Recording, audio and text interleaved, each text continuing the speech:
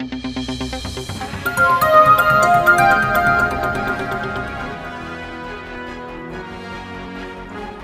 முக்கிய செய்தி.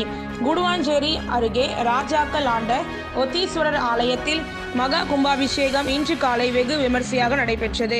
வரலட்சுமி மதுசூதனன் எம்எல்ஏ பங்கேற்பு.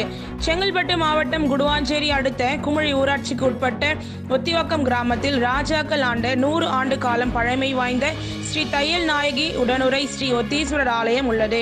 இதில் விநாயகர், சுப்பிரமணியர், பைரவர், சண்டிகேசவர், அகோர வீரபத்ரர் மற்றும் பரிவார திருமேனிகளுக்கு ஆலயம் புதுப்பித்து இன்று காலை மகா கும்பாபிஷேகம் சிவ ஆகம முறையில் வெகு விமர்சையாக நடைபெற்றது.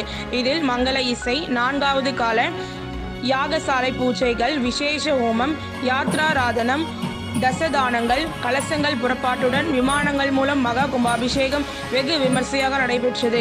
பின்னர் பக்தர்கள் மீது புனித நீர் தெளிக்கப்பட்டன. இதனை அடுத்து தீபாராதனை, பிரசார வழங்குதல் மற்றும் அன்னதானம் வழங்கும் நிகழ்ச்சி நடைபெற்றன.